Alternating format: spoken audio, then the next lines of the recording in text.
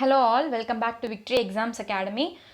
இந்த வீடியோவில் நம்ம ஃப்ரீ தமிழ் டெஸ்ட் பேட்ச்க்கான ஆன்சர்ஸ் தான் பார்க்க போகிறோம். ஸோ அந்த வகையில் இன்றைக்கி நம்ம பார்க்கக்கூடிய அதாவது கவர் பண்ணக்கூடிய போர்ஷன்ஸ் என்ன அப்படின்னு நீங்கள் பார்த்தீங்க அப்படின்னா ஸ்டாண்டர்ட் 7லேருந்து அதாவது ஸ்டாண்டர்ட் 7 டேர்ம் 2ஓட இயல் 1ம் இயல் 2ம் அதுக்கான கொஷின்ஸ் வந்து இங்கே ஃப்ரேம் பண்ணியிருக்கோம். ஸோ அதில் வந்து உங்களுக்கு கிட்டத்தட்ட கொஷின்ஸ் மட்டுமே ஒரு 45 கொஷின்ஸ் இருக்குது, ப்ளஸ் ஒரு எக்ஸ்ட்ரா கொஷின்ஸ் ஒரு 10 இருக்குது. ஸோ உங்களுக்கு கிட்டத்தட்ட ஒரு 55 அதாவது 55லேருந்து 60 கொஷின்ஸ் வந்து உங்களுக்கு இந்த 2 இயர்லேருந்து எடுத்திருக்கோம்.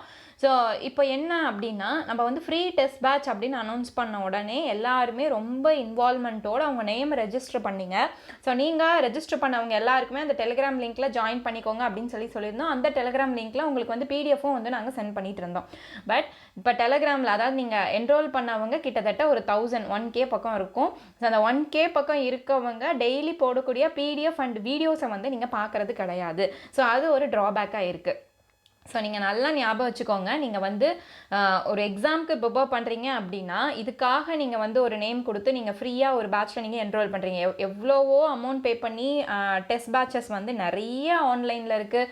அகாடமி போய் படிக்கிறவங்க இருக்காங்க ஆஃப்லைனில், அவங்க அவ்வளோ அமௌண்ட் பே பண்ணி படிக்கிறாங்க. ஸோ அதே இன்வால்மெண்ட்டோட தான் நீங்களும் வந்து ஆக்சுவலி வீட்டில் இருந்தே படிக்கிறோம், இந்த மாதிரி எங்களுக்கு டைம் ஃபெசிலிட்டிஸ் இல்லை, அதனால் நாங்கள் ஆன்லைன் பேட்சில் ஜாயின் பண்ணுறோம் அப்படின்ட்டு இருக்கவங்க இருக்காங்க. ஸோ நிறைய பேர் இது வந்து ரொம்ப யூஸ்ஃபுல்லாக இருக்குது. அதே போல் நீங்கள் வந்து நியூ புக்ஸோடு சேர்த்து ஓல்ட் புக் கொஷின்ஸும் நீங்கள் போட்டிங்கன்னா ரிவிஷன் பர்பஸ்க்கு எங்களுக்கு ஹெல்ப்ஃபுல்லாக இருக்கும் அப்படின்னு சொல்லி நிறைய பேர் கமெண்ட்ஸும் பண்ணியிருந்தாங்க.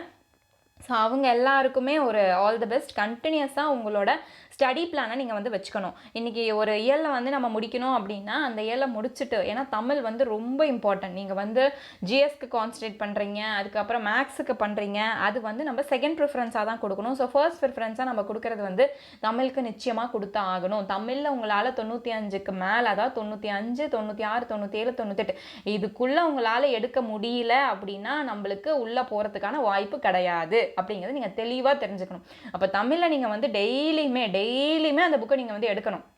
ஏதாவது ஒரு இயலை வந்து நீங்கள் தமிழில் வந்து படிக்கணும். எக்ஸாமுக்கு போகிறதுக்கு முன்னாடி வரைக்கும் படிச்சிட்டோம், நான் வந்து 2 வாட்டி படிச்சிட்டேன் அப்படின்ட்டு இருக்கவங்களுமே கூட நீங்கள் 2 வாட்டி ரிவைஸ் பண்ணியிருந்தாலும் சரி, 3 வாட்டி ரிவைஸ் பண்ணியிருந்தாலும் சரி, தமிழ் அப்படிங்கிற அந்த சப்ஜெக்டில் ஏதாவது ஒரு புக்கு எடுத்து ஏற்கனவே படித்த எல்லாம் இருக்கட்டும் அதை ரிவைஸ் பண்ணுங்கள். அப்படி இல்லையா ஏதாவது 2 கொஷின் பேப்பர் எடுத்து நீங்கள் டெஸ்ட் அட்டன் பண்ணுங்கள். இல்லையா ஏதாவது ஒரு வீடியோ வந்து பாருங்கள், அந்த வீடியோ ரிலேட்டடில் கொஷின்ஸ் என்ன கேட்குறாங்க, நம்மளால் எல்லா கொஷின்ஸுக்கும் எப்படி கேட்டாலும் நம்மளால் ஆன்சர் எழுத முடியுதா, அப்போ நம்மளுக்கு டைரெக்டாக ஆன்சர் வந்து பண்ண தெரியும். ஆனால் அங்கே இருக்கக்கூடிய அந்த 4 ஆப்ஷனில் வந்து உங்களுக்கு ட்விஸ்டடாக, அதாவது 2 ஆன்சர் ஒரே மாதிரியாக இருக்க மாதிரி இருக்கும்.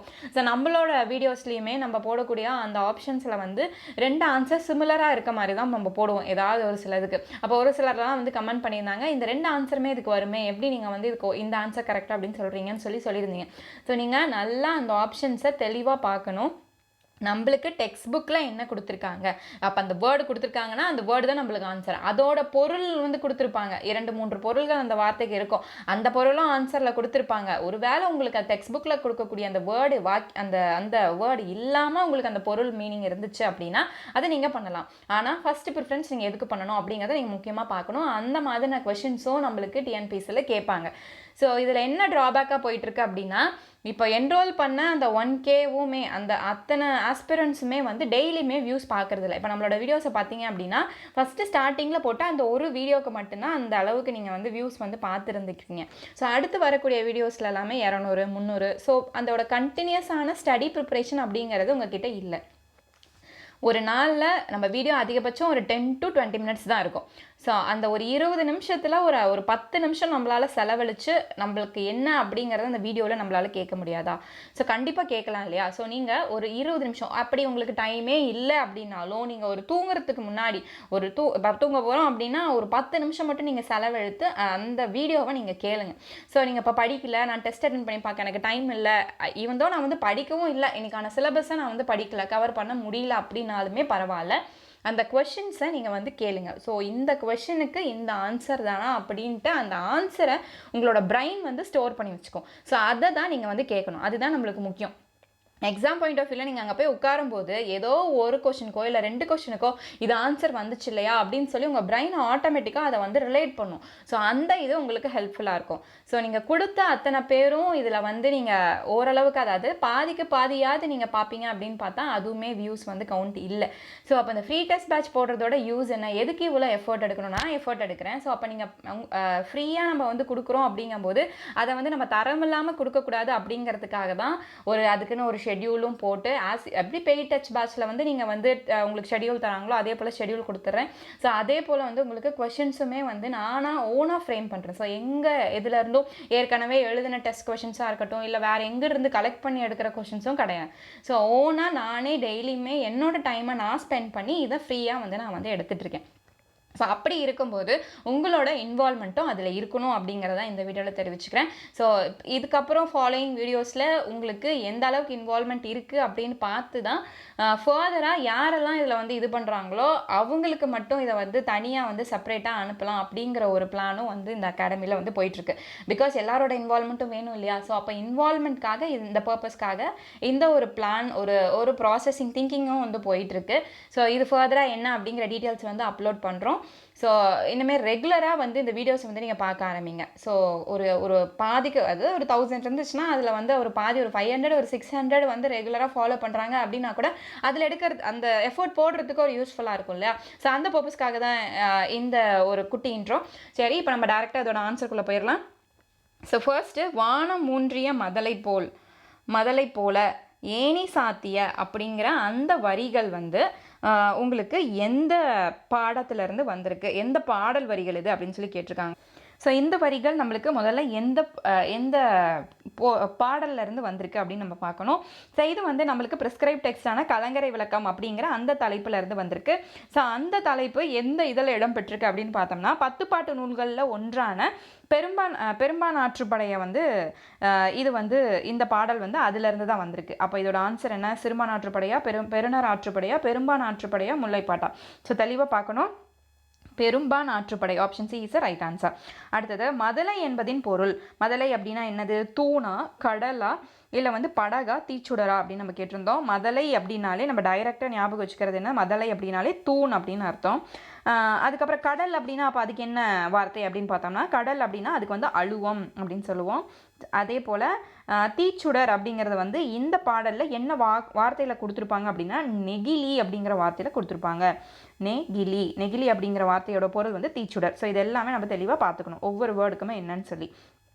அடுத்தது தேர்ட் கொஸ்டின், பெரும்பானாற்றுப்படை அதாவது இந்த கலங்கரை விளக்கம் அப்படிங்கிறது இந்த நூலுக்கு இன்னொரு பெயரும் இருக்குது. அது என்ன பெயர்? தென்னாரா, வைகையா, பானாரா, கயத்தாரா அப்படின்னு சொல்லி கேட்டிருந்தோம். ஸோ இதோட கொஸ்டினோட ஆன்சர் வந்து அப்படின்னு பார்த்தோம்னா பானாறு is right answer. So option C is right answer. அப்போ பெரும்பானாற்றுப்படை அதாவது கலங்கரை விளக்கம் பெரும்பானாற்றுப்படையிலிருந்து தான் வந்து இந்த பாடல் எடுத்திருக்கோம். இந்த கலங்கரை விளக்கம் அப்படிங்கிற அந்த தலைப்பில் பெரும்பானாற்றுப்படையில் வந்து இந்த பாடல் வந்து இடம்பெற்றிருக்கு. ஸோ அதில் இதோட இன்னொரு பெயர் என்ன அப்படின்னு பார்த்தோம்னா பானாறு அப்படிங்கிறது தான் இதோட இன்னொரு பெயர். அடுத்தது ஆசிரியப்பாவால் ஆன இந்நூல் எத்தனை அடிகளை கொண்டுள்ளது? ஸோ அப்போ இந்த நூல் இந்த பெரும்பானாற்றுப்படை, இந்த கலிங்கரை விளக்கம் அந்த பாடல் வந்து பெரும்பானாற்றுப்படையில் இடம்பெற்றிருக்கு. அப்போ இந்த பெரும்பானாற்றுப்படை வந்து என்ன பாவால் ஆயிருக்கு? ஆசிரியர் பாவால் இயற்றப்பட்டிருக்கு. அப்போ அதில் எத்தனை அடிகள் வந்து இந்த நூலில் இருக்குது அப்படின்னு சொல்லி தான் கொஸ்டின் கேட்டிருந்தோம். ஸோ இதோட ஆப்ஷன் பார்த்தீங்கன்னா உங்களுக்கு 400, 500, சி வந்து 450, அதே போல் டி வந்து 600 அப்படின்னு கொடுத்துருந்தோம். ஸோ இதோட ஆன்சர் வந்து 500. ஸோ 500 வரிகளை கொண்டது, அடிகளை கொண்டது இந்த நூல் அப்படின்னு சொல்லிடுவோம்.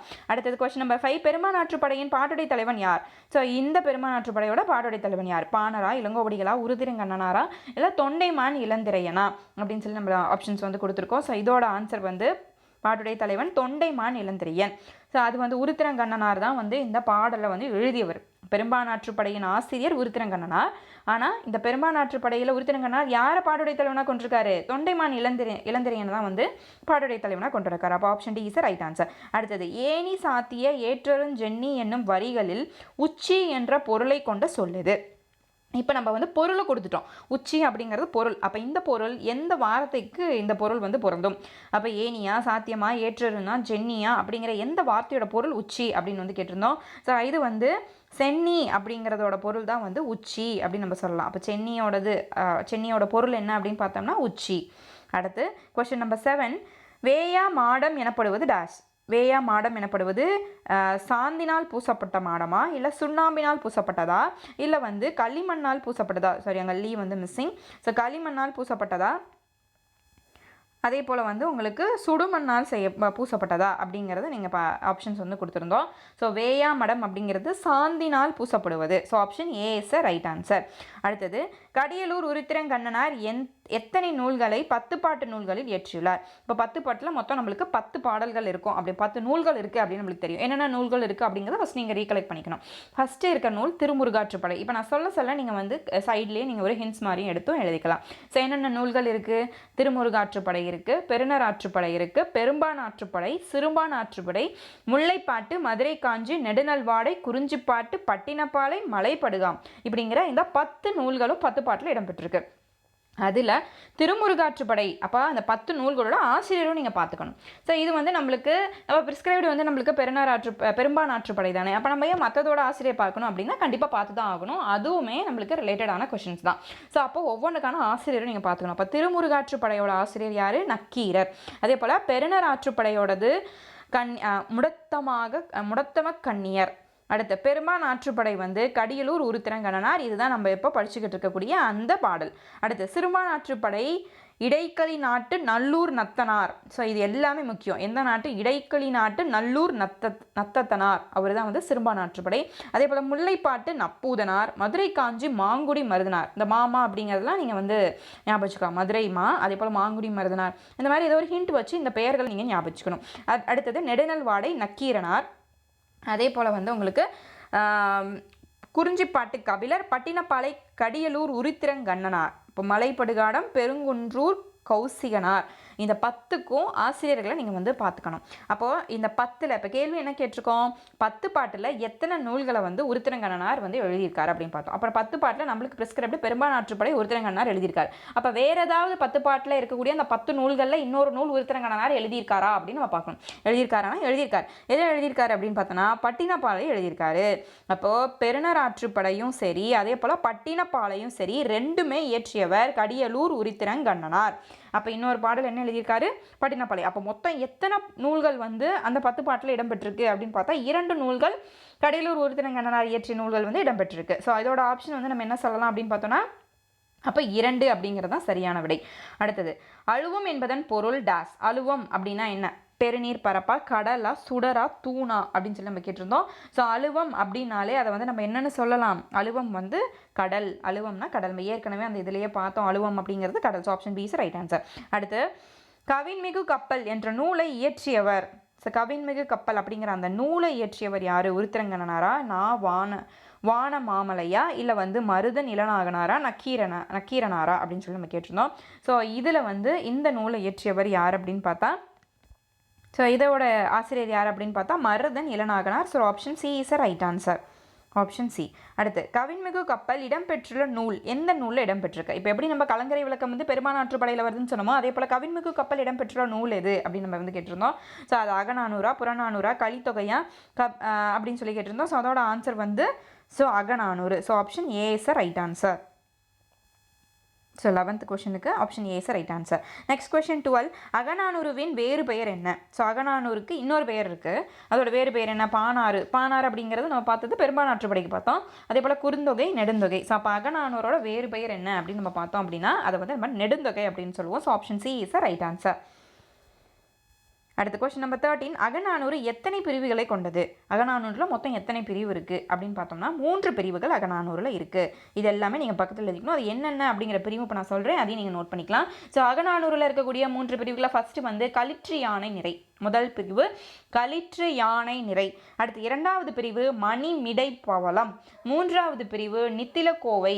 இப்படிங்கிற அந்த 3 பிரிவு பற்றிருக்கு. களிற்று யானை நிறை, மணிமிடை பவளம், நித்திலக்கோவை அப்படிங்கிற 3 பிரிவுகளை கொண்டது தான் இந்த அகநானூறு. அடுத்த கொஸ்டின் நம்பர் 14. இயற்கை வளங்கூல் ஆட்ட என்னும் வரியில் உள்ள வங்கூல் என்பதன் பொருள் என்ன? நம்ம வங்கூல் அப்படிங்கிற பொருள் கடலா, கப்பலா, பிளக்கவா, காற்றா அப்படின்னு பார்த்தோம். ஸோ ஆப்ஷன் வந்து கொடுத்துருக்கோம். ஸோ இதில் வந்து ஆன்சர் வங்கூல் அப்படின்னா காற்று அப்படிங்கிறது பொருள். So next question number 15. மருத நிலநாகனார் கலித்தொகையில் மருதக்களியில் எத்தனை பாடல்களை பாடியுள்ளார்? அப்போ மருத நிலநாகனார் கலித்தொகையையும் வந்து இது பண்ணியிருக்காரு. ஸோ கலித்தொகையில் அவர் எந்த களியில் வந்து பாடியிருக்காருன்னா மருதக்களியில் வந்து பாடியிருக்காரு. அப்போ கலித்தொகையில் மருதக்களியில் மருத நிலநாகனார் எத்தனை பாடல்களை பாடியுள்ளார் அப்படின்னு பார்த்தா option A is right answer. 35 பாடல்களை வந்து கலித்தொகையில் அவர் வந்து பாடியிருப்பார். அடுத்து கொஸ்டின் நம்பர் 16. உலக கிளர்ந்தன்ன உருகொழு வங்கம் என்ற வரிகள் இடம்பெற்ற நூல். இது எந்த நூலில் இடம்பெற்றிருக்கு? பெரிய புராணமா, பெரும்பான்ற்றுப்படையா, கவின்மிகு கப்பலா, கலித்தொகையா அப்படின்னு சொல்லி ஆப்ஷன்ஸ் கேட்டிருந்தோம். ஸோ இதோட ஆன்சர் வந்து நம்மளுக்கு கவின்மிகு கப்பல். எப்படி அப்படின்னு நம்ம பார்த்தோம் அப்படின்னா, இப்போ நம்மளுக்கு ஆக்சுவலி இந்த லைன் வந்து உலகு கிளர்ந்தென்ன உருகெழு வங்கம் அப்படிங்கிற வரிகள் இடம்பெற்ற நூல் வந்து எது அப்படின்னு பார்த்தா அகநானூறு. சரிங்களா? பட் டைரெக்டாக வந்து நம்ம அகநானூறு எங்கடா ஆப்ஷனே இல்லை அப்படின்னு நம்ம பார்க்கக்கூடாது. ஸோ இந்த வரிகள் டைரெக்டாக இடம்பெற்றுள்ள நூல் வந்து அகநானூறு தான். இப்போது நம்மளுக்கு ப்ரிஸ்கிரைப்டு என்னது? இந்த ஆப்ஷனில் பார்க்கணும். ஸோ ஆப்ஷனில் பார்க்கும்போது அகநானூறு இல்லை. அப்போ அடுத்தது என்ன கொடுத்துருக்காங்க? கவின்மிகு கப்பல் கொடுத்துருக்காங்க இல்லையா? நம்மளுக்கு ப்ரிஸ்கிரைப்டு போயமே என்னது? கவின்மிகு கப்பல். இந்த கவின்மிகு கப்பல் எதுலேருந்து எடுக்கப்பட்டது? அகநானூர்லேருந்து எடுக்கப்பட்ட ஒரு சிறிய பாடலின் தலைப்பு தான் அந்த கவின்மிகு கப்பல். அப்போ இதை நம்ம எதை போடலாம்? கவின்மிகு கப்பலை போடலாமா? ஸோ ஆப்ஷன் வந்து சி இஸ் ரைட் ஆன்சர். ஒருவேளை இங்கே கவின்மிகு கப்பலுக்கு பதிலாக உங்களுக்கு வந்து அகநானூறு கொடுத்துருந்தா நீங்கள் அது போடலாம். இப்போ அகநானூறு இல்லை, அப்போ அதுக்கு அடுத்தது எதை நம்ம பார்க்கணும் அப்படிங்கிறத நீங்கள் பார்க்கணும். அடுத்தது தொல்காப்பியம் கடற்பயணத்தை எவ்வாறு குறிக்கின்றது? கடற்பயணத்தை வந்து தொல்காப்பிய நூல் வந்து என்னென்னு குறிக்குது? நாவாய் ஓடும் இடமா, இல்லை முன்னீர் பயணமா, முன்னீர் வழக்கமா, இல்லை பயணமா அப்படின்னு சொல்லி கேட்டிருந்தோம். ஸோ இதோட ஆப்ஷன் வந்து பார்த்தீங்க, so option D is right answer. முன்னீர் வழக்கம். ஸோ இதுவுமே நம்ம கன்ஃபியூஸ் பண்ணுறது முன்னீர் பயணம்னு சொல்லியிருந்தோம். ஸோ முன்னீர் வழக்கம் அப்படிங்கிற அந்த வார்த்தை தான் பயணத்துக்கு வந்து தொல்காப்பிய நூலில் வந்து குறிப்பிடுறாங்க. அடுத்த கொஸ்டின் நம்பர் 18. அருங்கலம் தரியர் நீர்மிசை நிலக்கும் பெருங்கலி வங்கம் என்று எந்நூலில் இடம்பெற்றுள்ளது. அப்போ இந்த வரிகள் வந்து எந்த நூலில் இடம்பெற்றுள்ளது? அருங்கலம் தரியர் நீர்மிசை. ஸோ இந்த வரிகள் வந்து எந்த நூலில் இடம்பெற்றிருக்கு அப்படின்னு பார்த்தா 18 எஸ்பெஷலாக எந்த பாடல் அப்படின்னு பார்த்தோம்னா பாடல் நம்பர் வந்து 52. ஸோ பாடல் 52 18 வந்து இது இடம்பெற்றிருக்கு. அடுத்தது கொஸ்டின் நம்பர் 19. பூம்புகார் துறைமுகத்தில் கப்பல் மூலம் ஏற்றுமதி இறக்குமதி செய்யப்பட்டன என்று எந்நூலில் குறிப்பிடுகிறது. அப்போ பூம்புகாரில் தான் வந்து கப்பல்களில் இருந்து ஏற்றுமதியும் இறக்குமதியும் செஞ்சுருக்காங்க அப்படிங்கிறத நம்மளுக்கு எந்த நூல்லேருந்து அந்த இன்ஃபர்மேஷன் தெரிய வருது அப்படின்னு பார்த்தோன்னா பட்டினைப்பாளையா, அகநானூறா, புறநானூறா, இல்லை வந்து 18 அப்படின்னு கேட்டிருக்கோம். டைரெக்டாக நீங்கள் எந்த ஒரு தடுமாற்றமும் இல்லாமல் நீங்கள் வந்து பட்டினைப்பாளையை போடலாம். ஸோ பட்டினைப்பாளையில் தான் வந்து பூம்புகார் துறைமுகத்திலிருந்து கப்பல் மூலம் ஏற்றுமதி மற்றும் இறக்குமதி செய்யப்பட்டன அப்படிங்கிறது தெளிவாக தெரிய வருது. அடுத்தது மணிமேகலை காதையில் கப்பல் கட்டும் கலைஞர்கள் எவ்வாறு அழைக்கப்பட்டன? ஸோ அந்த காதையில் அந்த கப்பலை கட்டுற கலைஞரை வந்து நம்ம அந்த கப்பல் கட்டுபவர்களை நம்ம என்னன்னு சொல்லி அழைக்கிறோம் அப்படின்னு பார்த்தா so option C is right answer, கம்மியர். ஸோ கம்மியர் அப்படிங்கிறது தான் நம்ம வந்து அவங்கள அழைச்சிருக்கோம். அடுத்து நெக்ஸ்ட் கொஸ்டின் நம்பர் 21. பெரிய படகுகளின் முன்பக்கம் கரிமுக அம்பி மற்றும் பரிமுக அம்பி என உருவகங்களால் அமைக்கப்பட்டன. இது வந்து புக்கில் நம்மளுக்கு கொடுத்துருங்க. அப்போ கரிமுக அம்பி மற்றும் பரிமுக அம்பி, இந்த கரிமுகம் அப்படிங்கிறது எந்த விலங்கோட உருவம் அப்படின்னு நம்ம கேட்குறோம். ஸோ கரிமுகம் அப்படின்னாலே அது எந்த விலங்கு அப்படின்னு பார்த்தோன்னா யானையோட உருவங்களில் தான் அந்த கப்பலோட முன்பகுதியில் மரத்தால் செதுக்கப்பட்டதை வச்சுருந்துருப்பாங்க. ஸோ அப்போ இதோட கரிமுகம் அப்படிங்கிறதன் பொருள் என்ன? எந்த விலங்கின் உருவம் அப்படின்னு பார்த்தா யானை. So option C is right answer. அப்போ கரிமுகத்துக்கு யானை அப்படின்னா பரிமுகம் அப்படின்னா என்ன அப்படின்னு பார்த்தா அது குதிரை. அப்போ பரிமுகம் அப்படின்னா குதிரை. நம்ம கேட்டது கரிமுகம் எந்த விலங்கின் உருவம்னு கேட்டோம். ஸோ அது வந்து யானை. இதுவுமே நீங்கள் சைடில் நோட் பண்ணிக்க வேண்டியது. அடுத்தது கொஸ்டின் நம்பர் 22. கப்பலை உரிய திசையில் திருப்ப பயன்படும் கருவி எது? நங்கூரமா, பருமலா, சுக்கானா, சமுக்கா அப்படின்னு நம்ம கேட்டிருந்தோம். ஸோ கப்பலை வந்து உரிய திசையில் செலுத்துறதுக்கு பயன்படக்கூடிய கருவி வந்து எது அப்படின்னு நம்ம பார்த்தோம் அப்படின்னா so option C is right answer, சுக்கான் இஸ் ரைட் ஆன்சர். அப்போ நங்கூரம் அப்படிங்கிறது கப்பலை நிறுத்துறதுக்கு நம்ம பயன்படுத்துறது தான் நங்கூரம். சரி, அப்போ மீதி இருக்கக்கூடிய 2 ஆன்சர் என்ன? பருமல் அப்படின்னா என்ன, சமுக்கு அப்படின்னா என்ன? பக்கத்துலேயே எழுதிக்கணும் நீங்கள். ஸோ பருமல் அப்படிங்கிறது குறுக்கு மரம். பருமல் அப்படிங்கிறதோட என்னது அப்படின்னா இது எல்லாமே வந்து கப்பலின் உறுப்புகளுக்கு வழங்கும் பெயர்கள். இந்த நங்கூரம், பருமல், சுக்கான், சமுக்கு. அப்போ கப்பலில் இருக்கக்கூடிய பயன்படுத்தக்கூடியதாக இருக்கட்டும், கப்பலில் இருக்கக்கூடிய ஒரு பார்ட்டாக இருக்கட்டும், ஸோ அதோட பெயர்கள் தான் இங்கே கொடுத்துருக்கோம். இப்போ பருமல் அப்படிங்கிறது குறுக்கு மரம் அப்படின்னு நம்ம சொல்லலாம். அதே போல் சமுக்கு அப்படிங்கிறது வந்து ஒரு கருவி, கப்பல் சாத்திரம், கப்பல் பயன்படுத்தக்கூடிய ஒரு கருவியோட பெயர் தான் அந்த சமுக்கு அப்படிங்கிறது. ஸோ இதையுமே நீங்கள் பக்கத்தில் நோட் பண்ணிக்கணும். அடுத்து நம்ம பார்க்கக்கூடியது எக்ஸ்ட்ரா கொஷின்ஸ். ஸோ காற்றின் உதவியால் செலுத்தப்படும் கப்பல்கள் டேஸ் எனப்பட்டன. காற்றின் உதவியால் செலுத்தப்படும் கப்பல்கள் பாய்மர கப்பல் அப்படின்னு நம்ம சொல்லுவோம். So next question. இளைத்த மரத்தில் காணப்படும் உருவங்களை எவ்வாறு அழைப்பர்? ஸோ அப்போ அந்த மரத்தில் செதுக்கப்பட்ட உருவங்களை வந்து என்ன பெயர் கொண்டு அழைப்பாங்க அப்படின்னு பார்த்தா கண்ணடை அப்படிங்கிற பெயரை சொல்லி அழைப்பாங்க. ஸோ அடுத்தது கொஸ்டின் நம்பர் 3, மரத்தால் செய்யப்பட்ட ஆணிகளை கப்பலில் பயன்படுத்துவதன் பெயர், அதோட பெயர் என்ன? மரத்தால் செய்யப்பட்ட ஆணிகள். அப்போ ஏன் வந்து மரத்தால் செய்யப்பட்ட ஆணியை கப்பலில் வந்து பயன்படுத்தியிருக்காங்க அப்படின்னு பார்த்தோன்னா, ஏன்னா வந்து இரும்பு ஆணி வந்து ஸோ மழை பெஞ்சாலும் சரி, இல்லை தண்ணியில் தானே போக்குது, அப்போ தண்ணியே அதில் எதுவும் பட்டாலும் இல்லை மழையில் வந்து டைரெக்டாக இதானாலும் இரும்பு வந்து துரு பிடிச்சிரும் அப்படிங்கிற அந்த காரணத்தினால அங்கே என்ன இதை வந்து பயன்படுத்தியிருக்காங்க, மரத்தால் செஞ்ச ஆணியை வந்து கப்பல்களுக்கு பயன்படுத்தியிருக்காங்க. ஸோ அதோட பெயர் என்ன அப்படின்னு நம்ம பார்த்தோம் அப்படின்னா, ஸோ அதோட பெயர் ஆணிகள் வந்து தொகுதி அப்படின்னு நம்ம சொல்லுவோம். ஸோ அப்போ ஆன்சர் வந்து தொகுதி. அடுத்தது கொஸ்டின் நம்பர் 4, போலை என்பதன் பொருள். ஸோ அப்படி அதோட பொருள் வந்து பிளக்க. போலை அப்படின்னா அது அதோட பொருள் வந்து பிளக்க அப்படின்னு அர்த்தம். அடுத்த கொஸ்டின் நம்பர் 5, சொல்லின் வகைகள் எத்தனை? சொல் வந்து 2 வகைப்படும். அது எப்படி? சொல் வந்து பெயர்ச்சொல், வினைச்சொல், இடைச்சொல், உரிச்சொல்ல இருக்குது. அப்போ 4 வகை தானே, எப்படி 2 வகை அப்படின்னு பார்த்தோன்னா சொல் வந்து 2 வகை தான் படும். என்னென்ன வகை? இலக்கண வகை மற்றும் இலக்கிய வகைன்னு வந்து சொல் வந்து முதல்ல டைரெக்டாக சொல் வந்து 2 வகைப்படும். அந்த இலக்கண வகை சொற்கள் தான் எத்தனை வகையாக பிரிக்கலாம்? 4 வகையாக பிரிக்கலாம். ஸோ இலக்கண வகை சொற்கள் அப்படின்னு பார்த்தா அது 4 வகையாக இருக்குது. அதை நம்ம பெயர்ச்சொல், வினைச்சொல், இடைச்சொல், உரிச்சொல் அப்படின்னு 4 வகையாக சொல்கிறோம். அதே போல் இலக்கிய வகை சொற்கள் 4 வகையாக இருக்குது. ஸோ அதை வந்து இயற்சொல், திரிசொல், திசைச்சொல், வடசொல் அப்படின்னு சொல்கிறோம். அப்போ இயற்சொல், திரிசொல், திசைச்சொல், வடச்சொல்லாம் இலக்கிய வகைக்குள்ளே வருது. இலக்கணத்துக்குள்ளே வர்றது வந்து பெயர், வினை, இடை மற்றும் உரி. இதை நீங்கள் தெளிவாக பார்த்துக்கணும். அடுத்தது கொஸ்டின் நம்பர் 6, ஜூல்ஸ் வெர்ன் எந்த நாட்டை சேர்ந்தவர்? ஜூல்ஸ் வெர்ன் வந்து பிரான்ஸ் நாட்டை சேர்ந்தவர். அடுத்த கொஸ்டின் நம்பர் 7, அறிவியல் புனைக்கதைகளின் தலைமகன் என்று அழைக்கப்படுபவர் யார்? இது வந்து ரொம்ப ரொம்ப இம்பார்ட்டண்ட்டான கொஸ்டின். இதுவும் உங்களுக்கு டிஎன்பிஎஸ்சியில் ஏற்கனவே கேட்கக்கூடிய கொஸ்டின். ஸோ அறிவியலோட புனைக்கதைகளின் தலைமகன் என்று அழைக்கப்படுபவர் யார் அப்படின்னு பார்த்தோன்னா ஜூல்ஸ் வெர்ன் பிரான்ஸ். இவர் தான் வந்து அந்த கதையோட தலைமகன் அப்படின்னு சொல்லி நம்ம அழைக்கலாம். இந்த ஜூல்ஸ் வெர்ன் பிரான்ஸ் எதுக்கு சம்மந்தம் இல்லாமல் உள்ளவரார் அப்படின்னு பார்த்தா இவரோட ஒரு ஒர்க்கும் வந்து நம்மளுக்கு டெக்ஸ்ட் புக்கில் ப்ரிஸ்கிரைப் பண்ணியிருக்காங்க. அந்த தலைப்பு என்ன அப்படின்னு பார்த்தா ஆழ்கடலின் அடியில். ஸோ அதுவுமே நம்ம வந்து படிச்சிருக்கிறது தான். ஸோ ஆழ்கடலின் அடியில் அப்படிங்கிற அந்த இதோட ஆசிரியர் வந்து யார்? Joules Verne. ஸோ அவர் தான் வந்து அறிவியல் புனைக்கதைகளின் தலைமகன் அப்படின்னு சொல்லி அழைக்கிறோம். அடுத்து பல பொருள் தரும் ஒரு சொல் என்பது டேஸ் அப்படின்னு கேட்டிருக்கான். ஸோ பல பொருள் தரும் ஒரு சொல் அப்படின்னா அதை வந்து நம்ம திருச்சொல் அப்படின்னு சொல்லுவோம். அடுத்து 10 பாட்டு நூல்களின் ஆசிரியர்கள் ஏற்கனவே சொன்னேன். ஸோ இது உங்களுக்கு வந்து கொடுத்துருக்கேன். ஸோ அதை நீங்கள் பார்த்து எழுதிக்கலாம். ஸோ 10 பாட்டு மொத்தம் 10 இது எழுதியிருக்கோம். ஸோ அதோட ஆசிரியர்களும் சைடில் எழுதியிருக்கோம். ஸோ அதை நீங்கள் ஒரு வாட்டி பார்த்துக்கலாம் இந்த வீடியோவில். ஸோ அடுத்தது இது அதனால் இதை நம்ம டைரெக்டாக ஸ்கிப் பண்ணிக்கலாம், ஏன்னா ஏற்கனவே இதை சொல்லிட்டோம் அப்படிங்கிறனால. அடுத்த கொஸ்டின் நம்பர் 9, பெரும்பானாற்றுப்படையை சமுதாய பாட்டு என்று அழைத்தவர் யார்? அப்போ பெரும்பானாற்றுப்படையை என்ன பாட்டுன்னு சொல்லி அழைச்சிருக்காங்க? சமுதாய பாட்டுன்னு அழைச்சிருக்காங்க. அப்படி அழைத்தவர் யார் அப்படின்னு பார்த்தோன்னா தமிழண்ணல். ஸோ தமிழண்ணல் தான் அது வந்து அழைச்சிருப்பாரு. அடுத்து உறவு நீர் என்பது டேஸ். உறவு நீர் அப்படிங்கிறது பெருநீர் பரப்பு. அந்த பரப்பு பெரிய அளவில் இருக்கக்கூடிய நீர் பரப்பை தான் நம்ம என்னென்னு சொல்கிறோம்? உறவு நீர் அப்படின்னு சொல்கிறோம். ஸோ இதோட உங்களுக்கு டேர்ம் 1 வந்து முடியும், அதாவது டேர்ம் இயல் 1 வந்து முடியுது.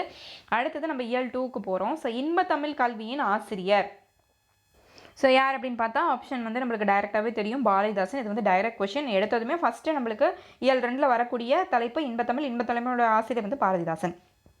அடுத்து பெண்களுக்கு நிகராக பாரதிதாசன் கூறுவது. அப்போ பெண்களை வந்து ஒரு இதோட ஒப்புமைப்படுத்துகிறாரு. ஸோ பெண்களுக்கு நிகராக எதை வந்து அவர் ஒப்புமைப்படுத்துகிறாரு அப்படின்னு நம்ம பார்த்தோன்னா மயில்களை வந்து ஒப்புமைப்படுத்துவார். So option D is right answer. அடுத்த கொஸ்டின் நம்பர் 25, தமிழ் பேரு கவிதையில் எவை எண்ணெய் கவிதையாக எழுதுவது என்று கூறுபவையாக பாரதிதாசன் குறிப்பிடுகிறார். ஸோ டைரெக்டாக வந்து இதில் என்ன பொருள் அப்படின்னா என்னை பற்றி நீங்கள் கவிதையை வந்து எழுதுங்க அப்படின்னு சொல்லி பாரதிதாசன் கிட்ட சொன்னது யார் அப்படின்னு சொல்லி கேட்டிருக்கோம். ஸோ யார் அப்படின்னு பார்த்தோன்னா இதில் வந்து வானம். So option C is right answer. வானம் தான் வந்து என்ன சொல்லும் அப்படின்னா நீங்கள் என்னோட இதை பற்றி நீங்கள் வந்து கவிதைகளை வந்து எழுதுங்க, என்னோட தன்மைகளை பற்றி என்னோட சிறப்புகளை பற்றி எழுதுங்க அப்படின்னு சொல்லி வானம் வந்து பாரதிதாசன் கிட்ட சொன்னதாக நம்ம வந்து எழுதியிருக்கோம்.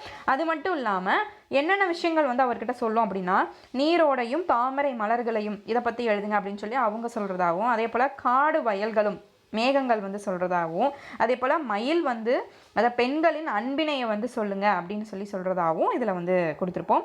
ஸோ அப்போ இதோட ஆன்சர் வந்து என்ன அப்படின்னு பார்த்தோம்னா option C is uh right answer. Option C வானம். அடுத்து கொஸ்டின் நம்பர் 26, பாரதிதாசன் எந்த நூலுக்கு சாகித்ய அகாடமி விருது கிடைக்குது? ஸோ பாரதிதாசனோட எந்த நூல் கிடைச்சிச்சு? பாண்டியன் பரிசா, கண்ணகியா, இல்லை 2 வீடா, இல்லை வந்து பிசிராந்தையர் நாடகமா அப்படின்னு பார்த்தா ஸோ இதுக்கு டைரெக்டாகவே உங்களுக்கு வந்து தெரியும். ஸோ 26க்கு டி இஸ் ரைட் ஆன்சர். பிசிராந்தையர் நாடகத்துக்கு தான் வந்து அவருக்கு சாகித்ய அகாடமி விருது கிடச்சிருக்கும். அடுத்து பொறுத்துக்க. ஸோ கழனி, நீர், பரிதி, முகில் இதெல்லாம் கொடுத்துருக்கோம். அப்போ கழனி அப்படின்னாலே இது என்ன அர்த்தம்? வயல். அடுத்து நிகர், கழனி அப்படிங்கிறது வயல். அடுத்தது வந்து நிகர், நிகர் அப்படின்னு பார்த்தா நிகர் வந்து சமம், எல்லாருமே நிகர் சமம். அடுத்து பருதி, பருதி அப்படிங்கிறது வந்து நம்ம கதிரவனை சொல்லலாம். அதே போல் முகில் அப்படின்னா மேகம். ஸோ ஆப்ஷன் வந்து ஏ இஸ் ரைட் ஆன்சர் 4, 3, 1, 2. அடுத்தது வெற்பு என்பதின் பொருள். வெற்பு என்பதின் பொருள் என்ன? ஸோ ஆப்ஷன் வந்து உங்களுக்கு முகில், மலை, தொடர் மலை அப்படின்னு நம்ம கேட்டிருக்கோம். ஸோ இது ரெண்டு வேறு வேறு இது. ஸோ 28th கொஸ்டினுக்கு வந்து உங்களுக்கு என்ன ஆன்சர் அப்படின்னு பார்த்தா 28க்கு வந்து பி, மலை இஸ் ரைட் ஆன்சர். ஸோ எந்த மலைன்னு பார்க்கணும், உங்களுக்கு கன்ஃபியூஸ் பண்ணுறதுக்காகவே இதை மாற்றி கொடுத்துருக்கோம். ஸோ ஆப்ஷன் பி வெற்பு அப்படின்னா மலை அப்படிங்கிறது பொருள். அடுத்த கொஸ்டின் 29. சமண முனிவர்கள் பலரால் எழுதப்பட்ட நூல் எது? சமண முனிவர்கள் பலரால் எழுதப்பட்ட நூல் 10 பாட்டா, அகநானூறா, நாலடியார் அப்படின்னு பார்த்தோம். ஸோ நாலடியார் தான் சமண முனிவர்கள் எழுதியிருப்பாங்க. So option C is right answer, Naladiyar. அடுத்து 30th கொஸ்டின். வெள்ளத்தால் அழியாது வெந்தனால் வேகாது என்ற வரிகள் இடம்பெற்றுள்ள நூல் எது? ஸோ அழியா செல்வம், கலித்தொகை, குறிஞ்சிப்பாட்டு, தனிப்பாடல் திரட்டு அப்படின்னு ஆப்ஷன்ஸ் வரும். ஸோ இதோட ஆன்சர் வந்து ஸோ 30க்கு வந்து தனிப்பாடல் திரட்டு. So option D is right answer. அடுத்த கொஸ்டின் நம்பர் 31. நாலடியாரின் வெண்பாக்கள் மொத்தம் எத்தனை? ஸோ நாலடியாரில் மொத்தம் எத்தனை வெண்பாக்கள் வந்து இருக்குது அப்படின்னு சொல்லி கொஸ்டின் கேட்டிருந்தோம். ஸோ அதுக்கான ஆப்ஷன் வந்து பி. ஸோ 400 வெண்பாக்களை உடையது நாலடியார். அடுத்து கொஸ்டின் நம்பர் 32. நாலடியாரையும் திருக்குறளையும் ஆங்கிலத்தில் மொழிபெயர்த்தவர் யார்? ஸோ இதுவும் நம்மளுக்கு தெரிஞ்ச விஷயம். So option B, G U Pope is right answer. அடுத்தது கொஸ்டின் நம்பர் 33. நாலடியார் எந்த நூல்களில் முதல் நூலாக உள்ளது? ஸோ இப்போ நம்ம பார்த்தோம் இல்லையா, 10 பாட்டில் இருக்கிறது 10 நூல்கள் இருக்குது. அதில் 2 வந்து நம்மளுக்கு ப்ரிஸ்கிரைப்டு டெக்ஸ்ட்டில் இருக்கக்கூடிய ஆத்தர் வந்து பாடியிருப்பார் அப்படின்னு சொல்லி பார்த்தோம். ஸோ அதே போல் நாலடியார் வந்து இதில் எந்த நூல்களுக்குள்ளே வருது? 8 தொகைக்குள்ளே வருதா, 14 கீழ்கணக்கில் வருதா, 14 மேல் கணக்கில் வருதா அப்படின்னு சொல்லி கேட்டிருந்தோம். ஸோ அந்த கொஸ்டினுக்கான ரைட் ஆன்சர் வந்து சி. ஸோ 14 கீழ்கணக்கு நூல்களில் வர்றது தான் இந்த நாலடியார். ஸோ அடுத்த கொஸ்டின் நம்பர் 34. வாழ்விற்கும் கல்வி என்னும் கட்டுரையை இயற்றியவர் யார்? ஸோ வாழ்விற்கும் கல்வி அப்படிங்கிற கட்டுரையை எழுதினவர் வந்து வி. முனிசாமி. ஸோ அவர் தான். ஸோ அதில் வந்து நான் வந்து ஆப்ஷன்ஸ் வந்து அப்படியே அந்த இனிஷியலை மட்டும் மாற்றி கேட்டிருந்தேன். ஸோ வி அண்ட் கால கன்ஃபியூஸ் ஆகிடக்கூடாது. So V. முனிசாமி அவர் தான் வந்து வாழ்விற்கும் கல்வி அப்படிங்கிறத ஏற்றிப்பார். அடுத்த கொஸ்டின். ஸோ இந்த நாலடியார்லேருந்து இன்னொரு கொஸ்டின் உங்களுக்கு ஓரலாக வந்து இப்போ நான் கேட்குறேன்.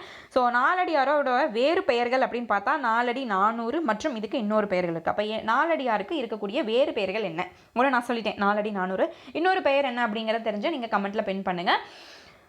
அடுத்த கொஸ்டின் நம்பர் 35. நமது எதிர்காலத்தை உருவாக்கும் பள்ளிக்கு கோயில் என்று பெயர் வைத்தவர் யார் அப்படின்னு சொல்லி கேட்டிருந்தோம். So question number 35. நம்ம எதிர்காலத்தை உருவாக்குறதே அந்த வந்து பள்ளிகள் தான். அந்த பள்ளிகள் வந்து அப்போ கோயிலுக்கு சமமானது அப்படிங்கிற அந்த கருத்தை வந்து மொழிந்திருப்பவர் யார் அப்படின்னு பார்த்தோன்னா பாரதியார் வந்து சொல்லியிருப்பார். So option C is uh right answer. அடுத்து கொஸ்டின் நம்பர் 36. நன்றின் பால் உய்ப்பது அறிவு என்று பாடியவர் பரிதிமார் கலைஞர், திருவள்ளுவரா, பாரதியாரா, கபிலரா அப்படின்னு சொல்லி கேட்டிருந்தோம்.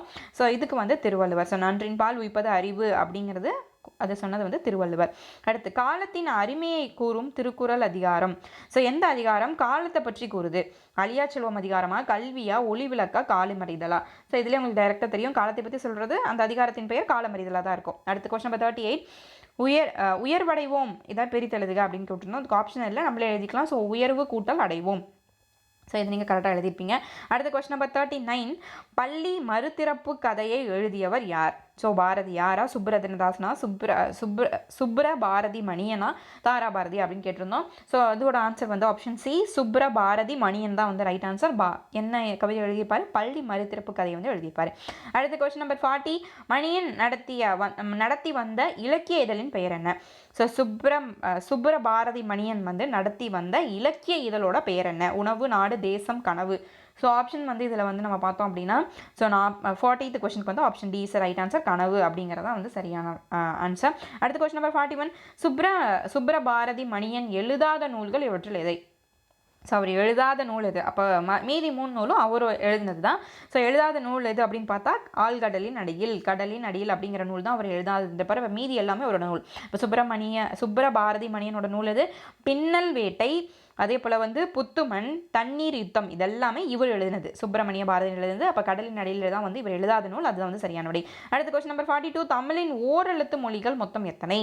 ஸோ ஓரெழுத்து மொழிகள் மொத்தம் எத்தனை அப்படின்னு பார்த்தோம்னா 42க்கு ஆப்ஷன் வந்து டி இஸ் ரைட் ஆன்சர். ஓரெழுத்து மொழிகள் மொத்தம் 42. நம்மளுக்கு புக்லேயே டேபிள் காலம் போட்டு அந்த எழுத்து வந்து நம்மளுக்கு கொடுத்துருப்பாங்க, அதை நீங்கள் பார்த்துக்கோங்க. மொத்தம் எண்ணிக்கை வந்து 42.